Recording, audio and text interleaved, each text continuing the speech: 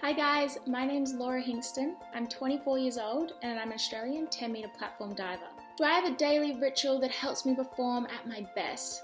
I have a few things that I do nearly every day to help me perform. One of those things would be mental training. I'm really big into visualization. I'm such a big visual learner, so for me, I typically will visualize my dives or achieving my goals or whatever it may be most nights. I also love doing yoga. Yoga is great for me because I'm naturally such a busy person, so it just allows me and it forces me actually to just chill out for about 90 minutes. I do it typically for a 90-minute session, and it's a really good way for active recovery, and it also, I've noticed a really big positive impact in my body. As I said earlier, I am often juggling quite a few injuries as a diver, so yoga has really helped with that side of things and injury management, and I almost want to go as far to say as injury prevention as well. A few injuries that I'm currently managing are my neck, my right shoulder, and my lower back. Another injury that a lot of people probably don't know about is I actually had back surgery when I was younger, when I was a gymnast, and that ultimately ended that career for me. Whilst it is pretty good now, sometimes I have to keep a watchful eye on it because it does lock up, and it's something that I do often have to be pretty wary of. There are certain exercises in the gym that I stay away from because I know that my back doesn't like it and it puts me at a higher risk of it spasming up. So for me, that's something that I will always have to manage as an athlete, and majority of the time, touch wood, majority of the time it hasn't given me too much of a hassle, but again, it's something that I have to manage, and it's often a great conversation starter when I'm getting a massage with a new therapist and they see the scar on my back, and most of the divers actually probably wouldn't even know that I had back surgery, so it's something that I continually have to manage, and everyone has those injuries as an athlete, so it's all part of sport. So diving from the 10 metre, I actually hit the water at 60 kilometers per hour, so you can imagine the impact on the body.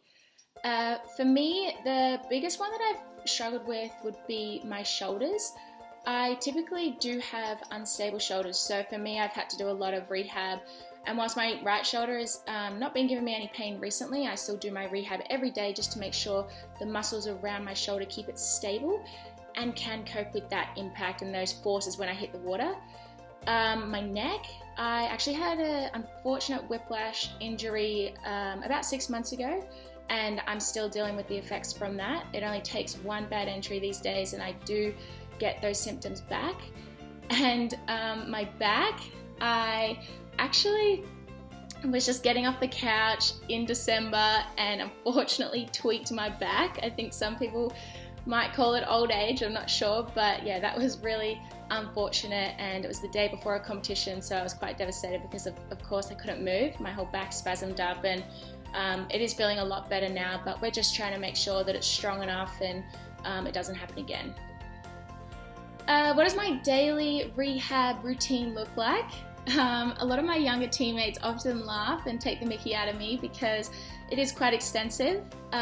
Basically, I train twice a day. In the morning, I will often do at least half an hour of rehab before I start my morning session, and then I'll train for 2 hours. I'll often go over to the Victorian Institute of Sport, and I'll continue to finish that rehab program. I will also do a bit of contrast therapy there, especially if I've done 10 metre that morning. Of course, I'll go home, hopefully have a rest or do some work, and then in the afternoon session, I'll actually try and do an hour or 45 minutes before that afternoon session of diving. So that's really important to me to feel that all the muscles are activated.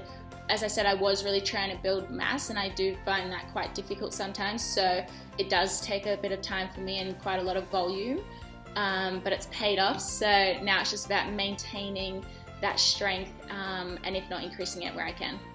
The biggest challenge for me mentally would be being sidelined, sitting on pool deck and not being able to train.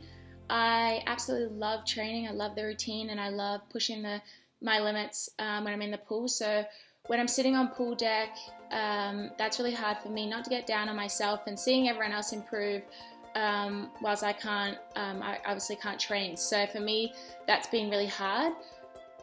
Physically, I think an injury is also really challenging, but people often forget that if you've had a really extended amount of time out of the pool, which I have in my short time I've been in diving with my shoulders, so that the comeback has always been really hard. I think that's the biggest mental challenge, because everyone else has been training, they're physically fit, you haven't been in there, and the diving specific strength you just can't replicate anywhere else. So the comeback is probably a little bit slower than you would like, or that I would like. I'm a little bit impatient when it comes to my sport, just because I'm so passionate about my goals. So that's always really tricky. And obviously, before you got injured, I was probably at the top of my game. And obviously, once I got that injury, I felt like I was quite a while away. So I just have to be really patient, be really kind to myself in terms of my self-talk, and just really know that I can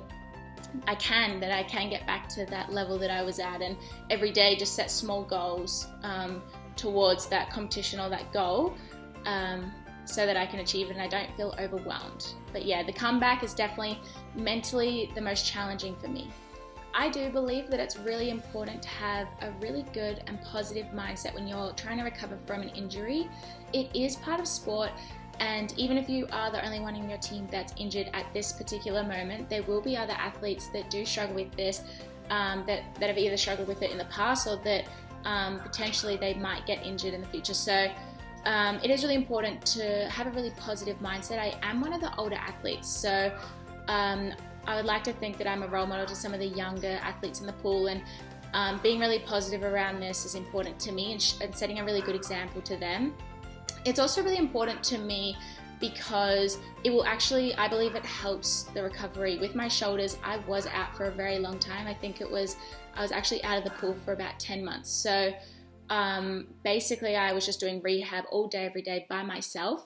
And just doing a bit of cardio training as well. So I was by myself, everyone else was training in the pool, and it was really important that I stayed positive, because in the long run and I just tried to flip it to the other way, that yes, I was by myself, I wasn't actually diving, but this is a great opportunity to work on all of my weaknesses. There was a few weaknesses in terms of strength for me, so that gave me the opportunity to work on those weaknesses, which if I was in the pool, I probably wouldn't have had the time to do. So I always just try and flip the focus to something positive and know that you will get through it. It's not ideal right now, but stay strong, stay focused, and it's all part of the journey. So yeah, a great mindset always goes a long way. In terms of my injuries, the biggest challenge I face physically is building muscle mass.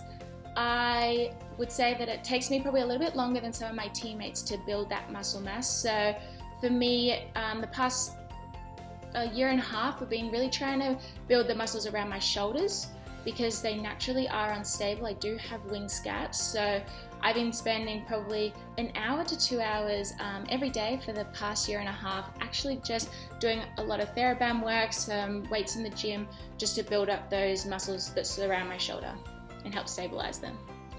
Outside the pool, I am absolutely obsessed with most sports, but in particular tennis. Actually, I will tend to play tennis at least once a week with my family and friends, or if there's no one to hit the ball with me, I'll often just actually find a wall at a park or on the side of a building and actually just play against the wall by myself. So absolutely adore tennis.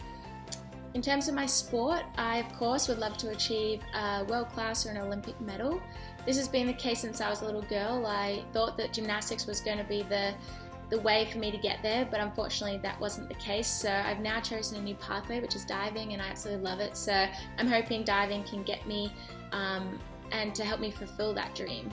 I also have a few dream dives that I've had on my mind and that I can't wait to do post Tokyo, and hopefully start working on those next year. But another thing that's really important to me, and that's not results driven, is that I really want to be a good role model to the younger athletes around me, and to be the best version of myself in and out of the pool. It does sound very corny, but it's something that's really important to me, and it's something that has been instilled within me since I was a little girl.